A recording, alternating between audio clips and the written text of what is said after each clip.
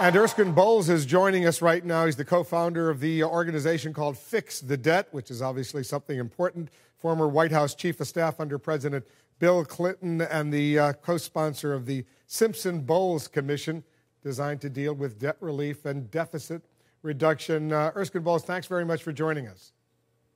Thank you, Wolf. I'm glad to be with you. All right, a lot of important issues on the table. But first of all, had you been a member of the House or the Senate, how would you have voted for that fiscal relief legislation? Oh, look, I would have voted for it. I think going over the cliff would have been an economic disaster for the country. It was too much, too quick, too abruptly. And if you look at the cuts that were in the sequester, they're all in the discretionary items. None of them deal with the things that we really need to slow the rate of growth on, and that's the entitlement programs. And it did generate a little revenue for the country, about $600 billion worth. So I would have voted for it. It was a step in the right direction, but for sure, Wolf, it was a missed opportunity. I've called this the magic moment, where we had a chance for our generation to do something big to put our fiscal house in order, and we absolutely blew it. In the next few weeks, as you well know, there will be at least 3 crisis points coming up, raising the nation's debt ceiling, dealing with what's called that sequestration, those automatic spending cuts in domestic spending and national security spending, also a continuing resolution to keep the government operating. How would you deal with those crisis points in order to deal with what you want, which is the big picture, and really getting to the bottom of this whole issue? For God's sake, I wouldn't wait till the last minute. We've had enough of this brinksmanship, this moving from crisis to crisis. That is a foolish way for any organization, small or large, much less the U.S. government, the largest economy in the world, to run its organization. Here's what we got to do. We have got to make the tough decisions. And we're only about halfway there of the things we have to do.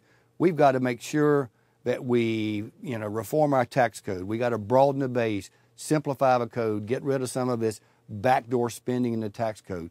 We've got to slow the rate of growth of the entitlement programs, particularly health care. If we don't slow the rate of growth of health care, it will absolutely bankrupt the country. And finally, we got to make Social Security sustainably solvent.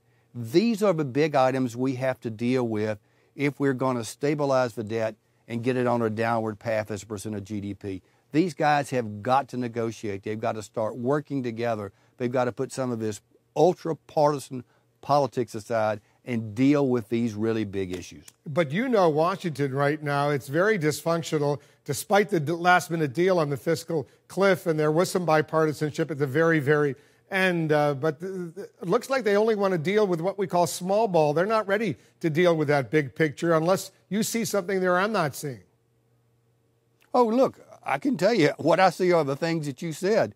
There is great uncertainty out here in the country. The markets are going to react at some point in time and react severely to the lack of knowledge of what's going to go on, the uncertainty. And we do have the debt ceiling coming up. We do have the budget coming up. We do have this sequester coming up. All of that creates great uncertainty. And what these guys got to do is start acting like grown-ups, and they got to start negotiating, just like, I might add, we did in the 1990s when President Clinton actually sat down and negotiated with Newt Gingrich and Trent Lott, even when there was ultra-partisanship. People say the partisanship is so much worse today than it was then. Hell, back then, they were trying to impeach the president. I mean, good gosh, we've had partisanship, but you got to put that partisanship aside and work together.